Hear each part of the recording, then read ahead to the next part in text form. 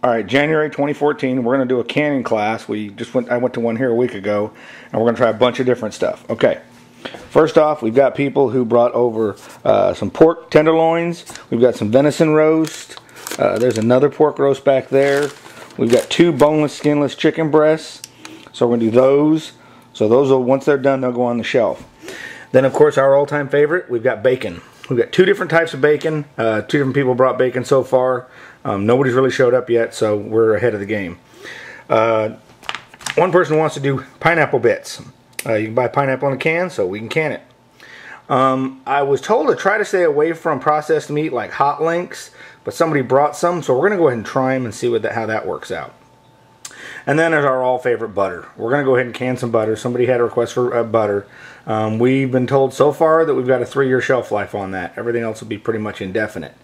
And then we also heard about a way to do chocolate cake, fudge, brownies, whatever. So we're going to try that too. This is kind of an experiment on some of this stuff, but we're going to give it a shot and see how it works out. Alright, well, everybody will be here in a little bit and we'll see how much more we've got. Right now on the stove we have our half-pint jars boiling to sterilize. We've got our lids ready. We're getting ready to throw our butter in. So it's going to be a long day. Alright, we got our half-pint jars over here. They're boiling and getting ready to sterilize. We've got 3 bricks of butter in here. It was sweet salted butter. So it's just going to sit here and boil. And what you do is you turn the butter down. You heat it up to get it to boil, and then you turn it back down. You don't want it popping. What you want to do is it's going to foam. And you want to wait until the foam is burned off. The foam is water. Once that's done, you can turn around and can it. So we're doing the butter first since it goes the quickest. Over here we've got a hot pan of lids. Here's our rings. Here's our jar grabber. Then over here we've got our funnel, our magnetic lid grabber, and a Sharpie. We've got a list of who brought what so far, so we know what everybody's supposed to be getting back. So that's that so far. Okay, now here you can see the butter's boiling. You can see how it's foaming. Now it was on high. I think it was on like 7 or 8, and I turned it down, or about 6. I don't want it to burn and scorch on the bottom of the pan, but I do want it to boil and I want it to foam and do that. We're probably going to end up doing 2 batches because nobody's gotten here yet. Now, once this boils and you boil the foam off and the water off, you can kind of just set it aside. You can go ahead and cool a little bit. And then what you're going to do is you're going to take a small ladle, this size, and you can see these are the half-pint lids. So it's just about the size of the jar. And you're going to ladle it in using your funnel. And you'll do that because you want to keep it down. And your headspace is going to be about 1/8 of an inch, or a 1/4 of an inch, I'm sorry. So your headspace will be 1/4 of an inch. But like I said, we'll get to some more of that here in a little bit. Just wanted to show you what boiling and foaming butter looks like. Okay, the butter is processing along just fine. Again, this was only 3 bricks, which is 12 sticks, so it's not a lot of butter. But you can see the foam is dying down. So when it basically becomes just oil, boiling, yellow oil, then you're done. Then you can shut it off and the water's basically been cooked out of the butter. Okay, so that's that. I've got a small pressure canner here that we're going to do the half-pint jars in. That'll be more efficient because this is only going to take an hour. And then I've got my half-pint jars over here. They're done. They've been going for a good 20 minutes. Also, I had a question about pressures, and I realized that this pressure cooker is not actually a pressure canner. It is a pressure canner cooker. You can. Okay, but it has a weight, and this is a 15-pound weight. Again, always check your valve hole, your release hole right there. There's your emergency pop-off. Okay, it's a 15-pound weight. For my altitude, which is under 1,000 feet, I'm only supposed to pressure cook to 10 pounds. But I looked in my Ball's Blue Book. You can get them at Walmart as well as just about all the supplies. It said if I only have a 15-pound weight, to go ahead and use the 15-pound weight. Do not decrease my time. All I'm doing is I'm over-pressurizing my jars, which is better than under-pressurizing them. So I'm going to go with that, and that's what we're going to do. Again, the butter is going to be for 1 hour. Okay, we're getting ready to pull the jars out. Again, these are half-pint jars. Nobody's gotten here yet. Now what you do is you want to make sure you get all the water out of the jar without pouring it on yourself because it's hot. So you can pour it out, let it air for a minute because you just boiled all of the water out of the butter. So now you do not want to put water back in the butter, otherwise everything you just did was for nothing. Okay, so I'm going to keep going here. I'm going to pull all these jars out. I'm going to get them set up. I'm going to take the butter. I'm going to use my funnel, my ladle. I'm going to take the butter. I'm going to get it into the jars here once I'm confident they're aired out and there's no water in them. Then I've got a paper towel and some vinegar. Now I was told to use white vinegar. I don't think it matters. I don't happen to have white vinegar, but this is apple cider vinegar. And what you do is you just, once you pour it in, you clean off the rim of the jar to make sure there's nothing on there, and you put your lid on, and then we'll put them in the pressure canner. So that's the next phase. I've got a couple more jars here. I'll do this, and I'll get back to you here in a minute. Alright, these jars up here, I flipped them over. I've gotten all the water out of them. They've cooled a little bit. They've done some evaporation. Now I'm going to sit here and see if I can make a mess in the kitchen. I'm going to spill it with this cabinet right over me. I'm just going to basically pour the butter in there. Don't use full scoop because you will spill it. And I'm going to continue to raise my funnel until I get my proper headspace. The headspace is 1/4 inch.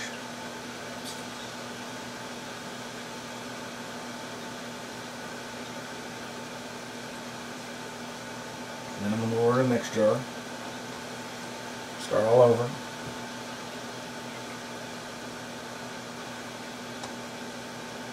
Now, I like to do this all at once. I'll do all my jars real quick because this is a small batch, so it's not that big a deal. But I'll do all of this and then I'll go back and I'll do my vinegar wipe all at one time.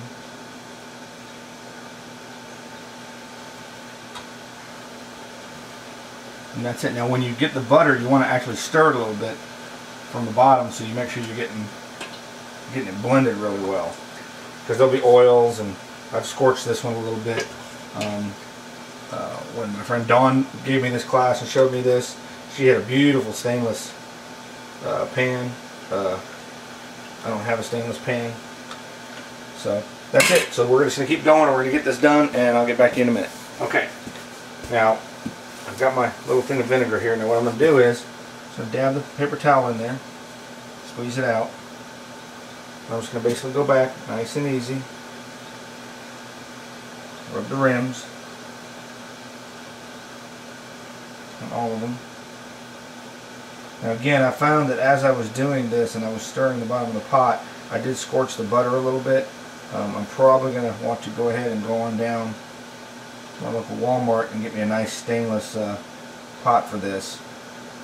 I don't know if it was the pot that did it or that I let it get too hot, and I just got too many things going on. So one thing at a time. Alright, and that's it. I'll set that down. Now I'm just going to put the lids on, and I'm a little close to you for this, but the lids are hot. You just use a little magnet, bring it over without touching the inside. You want to make sure you're washing your hands quite a bit while you're doing this. And I'm just going to lid all of these.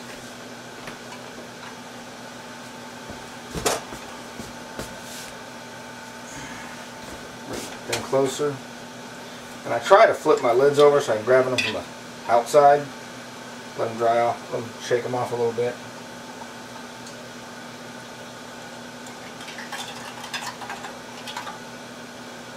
You have to, you can set them down, but you want to set them down on something clean.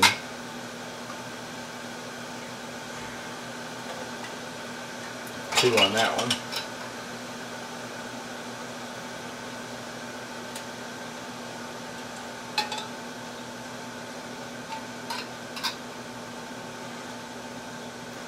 This is kind of fast, so this will go really fast. Two more.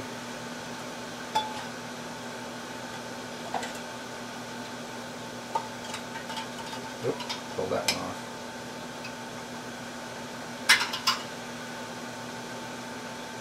Alright. Now that's that.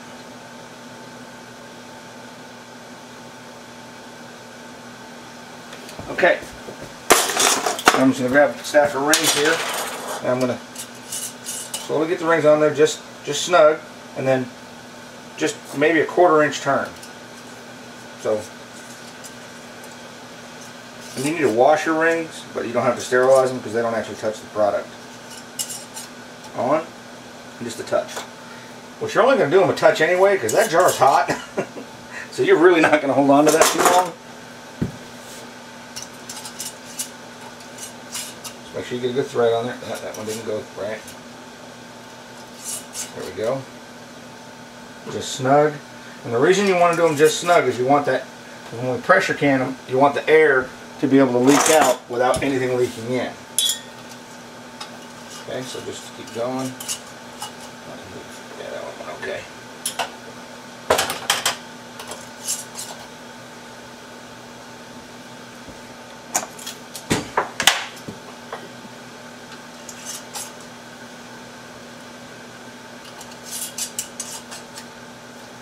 Okay, now that phase is done.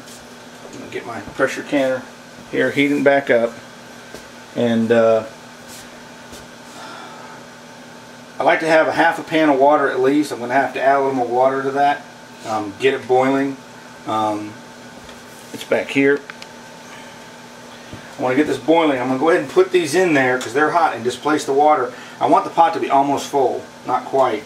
And the reasoning is, right now as I put these jars in there, it's going to displace the water, which is good. And I can stack these little jars. That's why I like them, because you can stack them if you need to. And then we're going to put the lid on, and I'll show you what we're doing with the lid here in just a second. Let me get the last of these in there. Looks like I'm only going to have to, I might be able to get them all in there. I only have to stack one. Yeah, stacking one. I'm not a real big fan of stacking. We'll see how that works. Yep, I'm going to add a little more water. Okay, there you go, and we'll get back with you. Okay, I added some more water. Something that Dawn had showed me and then Karen just brought up was I wanted hot water, the hotter the better, so I can get it boiling quicker. So what we did was I just took a glass measuring cup, pulled hot water out of my jar sterilizing jar, poured it in there. Okay, then because this one jar is a little high for this pot, I went ahead and I put the lid on there to make sure that it wasn't going to interfere with my spout. We're okay there. Okay, I'm going to line up my little where to close. I put my gasket in, cleaned it, got it all set up. It goes in. I'm going to spin this handle out of my way, and I'm going to turn it up. Now here's what I was going to show you earlier, was we're not going to put the weight on there. Here's our 15-pound weight. We're not going to put our weight on there until we have at least 3 inches of steam rushing out of the top. Not until you have 3 inches, because now we know we're at temperature. Okay, once we are at temperature and we got that steam, we put the weight on there. The second we put the weight on there, that's when we start our timer. Okay, and for butter, it's 60 minutes. Meats are 90. Okay, so that's it. I turn the heat up. Let's get our thing boiling, and we'll be all set and go from there. All right. Okay, water's pretty hot. You can see I got well in excess of a 3-inch steam. I don't know if that's going to come out on the video, but I got it blowing up to here. I'm going to let it go for just a little bit longer to get a thicker, higher pressure steam. And again, I've got a 15-pound weight. Let me see where am I at. Here I am. I've got a 15-pound weight. From my elevation, it's supposed to be 10 pounds. But in my balls book, my balls blue book, it said go ahead and do it for 15. It's fine. It's better to have too much pressure than not enough. So yeah, we've got our steam rising. I want a little more intensity, and then we'll go from there. All right. Okay, I had an issue with my small pressure canner. I was getting some steam out of the top when I put the lid on, which is right before I put the lid on, which was fine.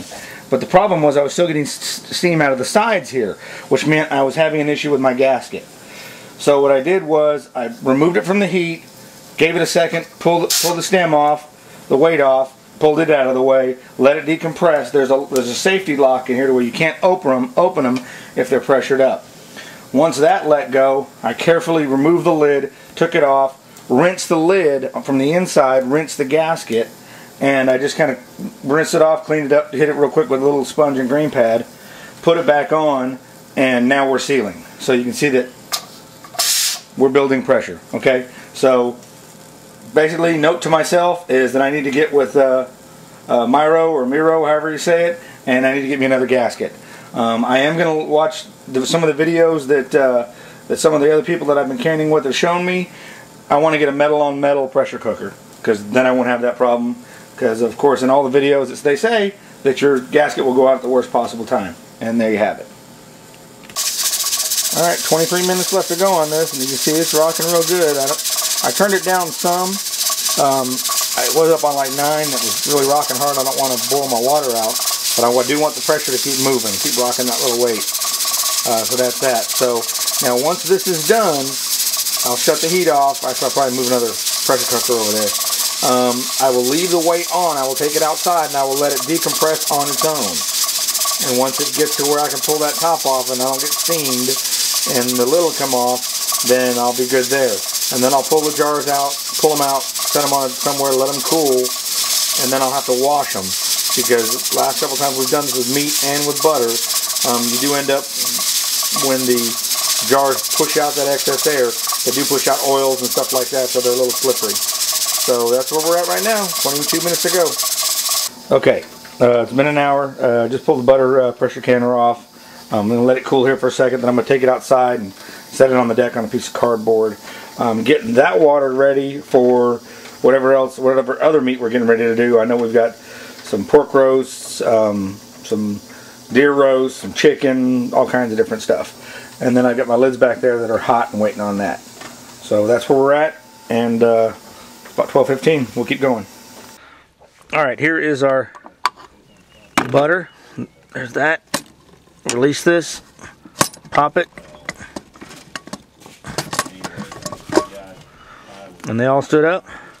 Alright, we'll take them in the house and check them out.